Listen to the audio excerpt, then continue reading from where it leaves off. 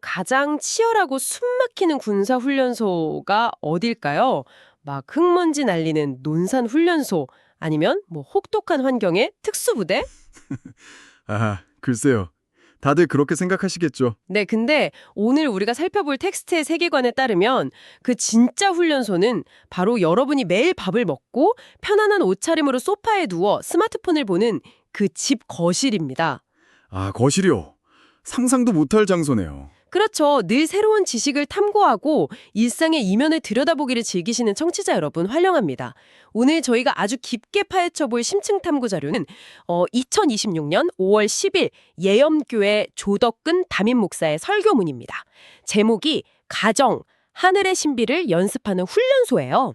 네, 성경의 골로새서 3장 20절을 중심에 두고 있는 텍스트죠. 맞습니다.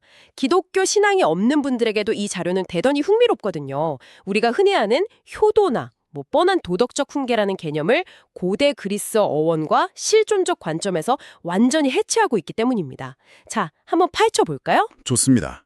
사실 이 메시지가 전제하고 있는 거대한 딜레마, 그 긴장감을 먼저 이해해야 하거든요. 아, 긴장감이요? 평화로운 거실에서 무슨 긴장감이 있다는 거죠? 골로새서 3장 서두를 보면 위의 것을 찾으라는 선언이 나옵니다. 종교적 맥락에서 자신의 신분과 소속이 이 땅에서 하늘로 옮겨졌다는 뜻이죠. 그러니까 영광스러운 하늘의 시민권을 얻었다는 의미인데요. 네네. 여기서 굉장히 흥미로운 역설적인 지점이 발생합니다. 이 거창한 하늘의 시민권이 증명되려야 할 현장이 신비로운 환상 속이나 장엄한 성가대가 울려 퍼지는 종교의식의 자리가 아니라는 겁니다. 그럼 어디라는 거예요? 바로 우리가 매일 마주하는 지극히 일상적인 부모와 자녀의 관계라는 거죠. 와, 밖에서는 사실 누구나 우아하고 고상하게 행동하기 쉽잖아요. 근데 집에서 편안한 옷 입고 가족과 있을 때 솔직히 우리의 진짜 밑바닥 성향이 다 드러나거든요. 그렇죠. 가장 가려지지 않는 날것의 내 모습이 나오는 곳이니까요. 이건 약간 우주의 거대한 비밀을 찾으라고 최첨단 천체망원경을 쥐어주고는 정작 렌즈의 방향을 저 높은 밤하늘이 아니라 내 방바닥에 굴러다니는 먼지를 향하게 맞추라는 격이네요. 하하, 아주 기가 막힌 비유입니다. 우리는 흔히 인류엘 같은 거창한 개념은 참 쉽게 사랑한다고 말하지만 당장 내 옆에서 잔소리하는 가족을 사랑하는 건 지독하게 어려워하잖아요. 맞아요. 제일 어렵죠. 텍스트는 바로 그 지점을 공략하는 겁니다. 하늘을 지향하는 자의 삶은 뜬구름 잡는 영적 체험이 아니라 이 땅의 가장 구체적이고 그 끈적끈적한 관계의 질서 속에서 구현되어야 한다고 못 받고 있는 거죠. 근데 수많은 일상 중에서도 왜 하필 부모에게 순종하라는 어떻게 보면 너무 흔하고 단순한 도덕교과서 같은 말이 한열의 신비를 실천하는 무대가 되는 건지 자연스럽게 의문이 생기거든요. 그 의문을 풀려면 이 텍스트가 부모와 자식 관계를 얼마나 무겁게 다루고 있는지 고대 헬라어 원어의 세계로 깊숙이 들어가 볼 필요가 있습니다. 아, 헬라어 어원이요? 네, 이것을 더 큰 그림과 연결해 보면 진짜 놀라운데요. 성경 원어에서 자녀를 뜻하는 헬라어 테크나는 나타라는 동사에서 파생된 명사입니다. 직역하자면 태어난 결과물이라는 뜻을 가지고 있죠. 태어난 결과물. 그렇다면 당연히 그 반대편에 있는 부모의 의미도 우리가 평소 생각하는 거랑은 다르게 정의되겠네요? 정확합니다. 부모를 뜻하는 고네오시는 존재를 발생시킨 자라는 뜻입니다. 존재를 발생시킨 자요. 단어의 무게감이 확 달라지는데요? 네, 그러니까 이 자료에서 다루는 부모와 자녀의 관계는 현대사회에서 흔히 생각하는 정서적 교감이나 상호 존중을 위한 사회적 계약 관계가 아니라는 겁니다. 아하. 철저하게 생명의 기원에 관한 문제로 접근하는 거예요. 내 존재를 발생시킨 기원, 즉 부모의 권위를 인정하는 것은 나를 이 땅에 존재하게 한 창조주의 섭리를 인정하는 첫걸음이 된다는 거죠. 와, 그렇다면 반대로 그 권위를 부정하는 건 어떻게 되는 건가요? 자신의 뿌리, 나아가 생명의 근원, 그러니까 하나님과의 연결고리를 스스로 끊어내는 실존적 단절을 의미하게 된다고 이 텍스트는 강조합니다. 근데 잠깐만요. 현대 청취자들의 시각에서 보면 이 부분은 상당히 무겁고 도전적인 관점 아닙니까? 어떤 점에서 그렇게 느끼시죠? 요즘 현대 심리학이나 상담에서는 가족을 단순히 혈연으로 묶인 운명 공동체로 보기보다는 나와 분리된 타인으로서 건강한 거리를 유지해야 한다. 이런 경향이 강하잖아요. 네, 소위 말하는 경계선 설정 같은 거 말이죠. 그렇죠. 부모가 나에게 상처를 주면 과감히 거리를 두는 게 중요하게 다뤄지고요. 그런데 이 메시지는 부모를 단순한 양육자를 넘어서 내 존재의 기원이라는 어마어마한 실존적 무게로 다루고 있단 말이에요. 네, 확실히 현대의 개인주의적 성향과는 충돌하는 지점이 있죠. 그러니까 독립성을 중시하는 현대인들에게는 이게 뭔가 좀 숨막히고 거부감이 들 수도 있는 개념이 아닐까 싶거든요. 충분히 제기할 수 있는 반론입니다. 하지만 이 논리가 맹목적이고 억압적인 계급 구조나 가부장적 폭력을 옹호하려는 건 결코 아닙니다. 아, 그런 수직적인 복종을 말하는 게 아니다. 네, 오히려 나의 존재 자체가 어디서부터 왔는지를 철학적으로 또 실존적으로 직시하라는 요구에 가깝습니다. 내가 우연히 우주 공간에 뚝 떨어진 완벽히 독립된 개체가 아니라 누군가를 통해 생명을 부여받은 연결된 존재라는 사실을 인정하는 것. 아, 존재의 뿌리를 인정하는 거군요. 맞습니다. 그 실존적인 겸손함이 바로 이 텍스트가 요구하는 모든 관계훈련의 진짜 출발점입니다. 실존적인 겸손함. 와, 나의 뿌리를 인정하는 겸손함이라고 하니까 뭔가 확 와닿네요.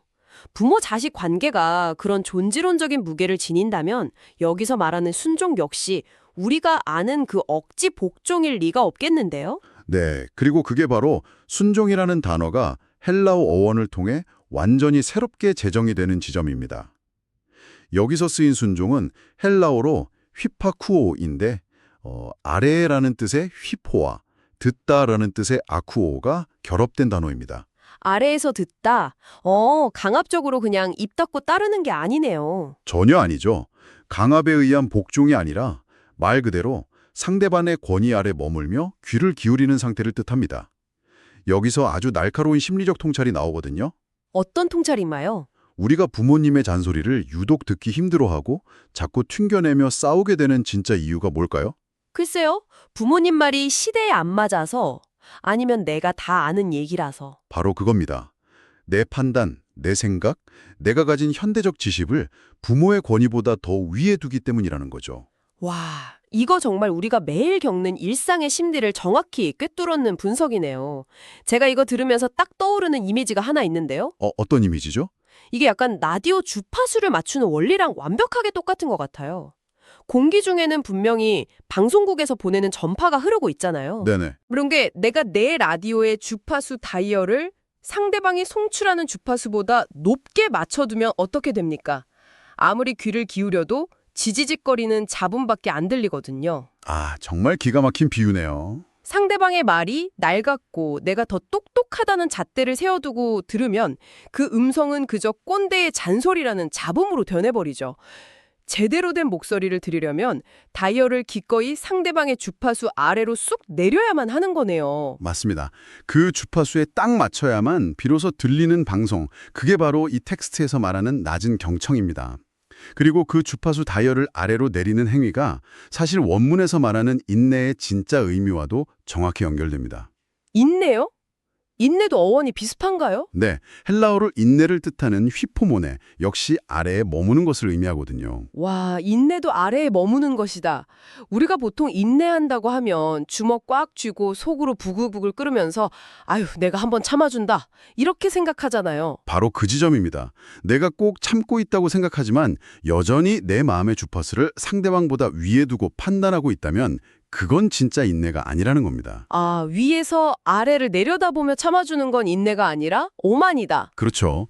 인내한다고 하면서 순종하지 않는 것은 가짜라는 겁니다.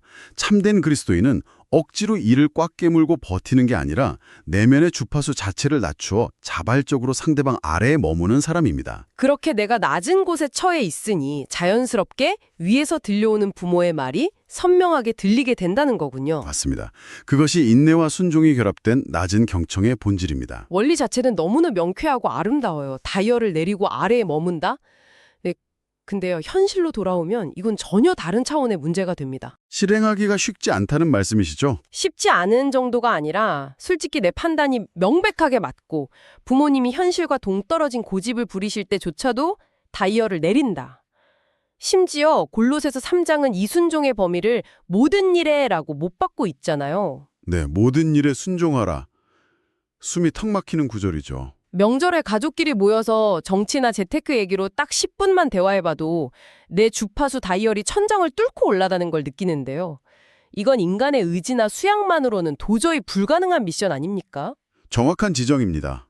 바로 그 한계가 이 메시지가 단순한 심리학이나 도덕 교과서를 넘어서 기독교의 핵심 교리와 만나는 결정적인 순간입니다. 아, 인간의 의지로 안 되니까 교리가 등장하는 거군요. 네, 인간의 의지만으로는 그 낮은 경청이 불가능하다는 것을 성경 텍스트 자체도 이미 알고 있습니다. 그래서 이 무모해 보이는 순종의 원리에는 주 안에서라는 아주 중요한 단서가 붙습니다. 주 안에서. 기독교의 가장 거대한 서사인 십자가와 부활을 그 지긋지긋하고 답답한 거실의 갈등 상황 한가운데로 확 끌어오는 겁니다. 잠깐, 십자가와 부활이라는 그 장엄한 종교적 사건이 밥 먹고 TV 보는 일상적인 거실에서 구체적으로 어떻게 작동한다는 건가요? 우리가 부모님과 의견 충돌로 다툴 때 그 내면 심리를 파고들어 보죠. 진짜 스트레스의 원인은 상대방이 틀렸기 때문이 아닙니다. 그럼 뭐 때문이죠? 상대방을 내 뜻대로 바꾸려 하거나 내가 맞고 당신이 틀렸다는 걸 입증하려는 내 에고, 즉 자아의 싸움 때문이거든요. 아, 내가 더 똑똑하다. 내 방식이 합리적이다. 이걸 인정받고 싶은 욕망? 그렇죠. 그 펄펄 펄는 내 고집을 스스로 꺾고 자발적으로 타인의 아래에 머무는 것, 그것은 심리적으로 엄청난 고통을 수반합니다. 텍스트는 그 자아가 산산조각 나는 고통을 일상에서 경험하는 작은 십자가의 고난으로 해석하는 겁니다. 와, 그러니까 부모님과의 갈등 상황에서 내가 100% 맞다는 걸 증명할 수 있는데도 그걸 포기하고 다이얼을 내리는 그 억울하고 답답한 심리적 상태를 십자가에 비유한 거네요. 네, 내 옛자, 내 에고가 죽는 경험이니까요.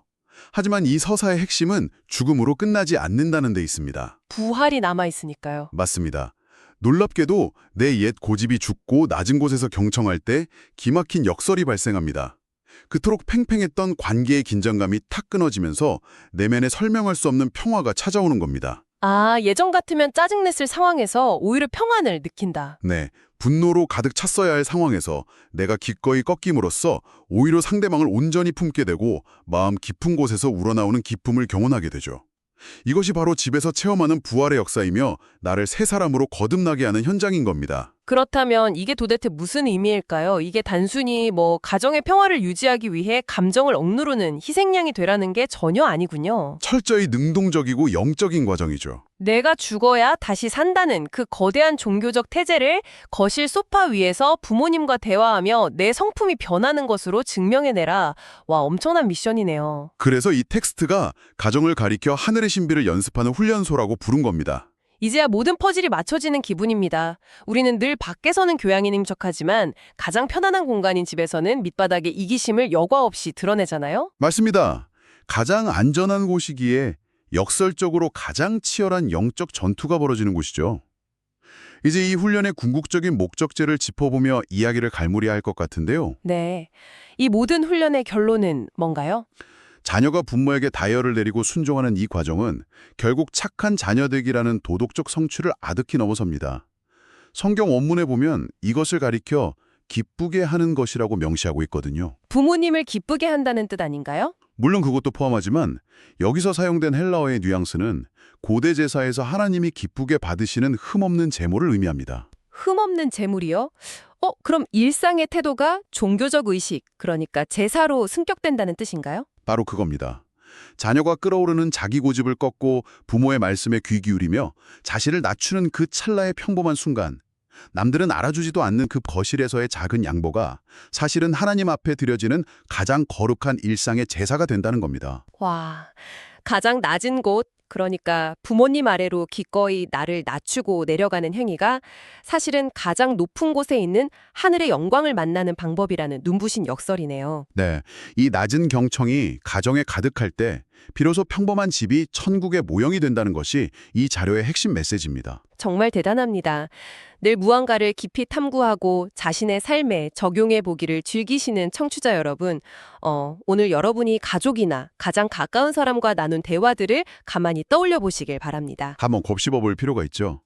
혹시 무의식적으로 내 판단의 주파수를 상대방보다 위에 두어서 듣지 못했던 말이 있지는 않으신가요?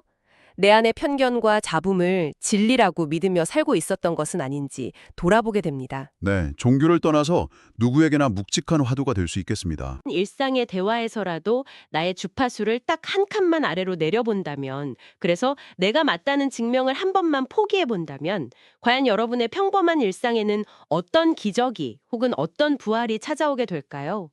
이 도발적인 질문을 남기며 오늘의 심층 탐구를 마칩니다. 함께 깊은 대화 나눠주셔서 감사합니다.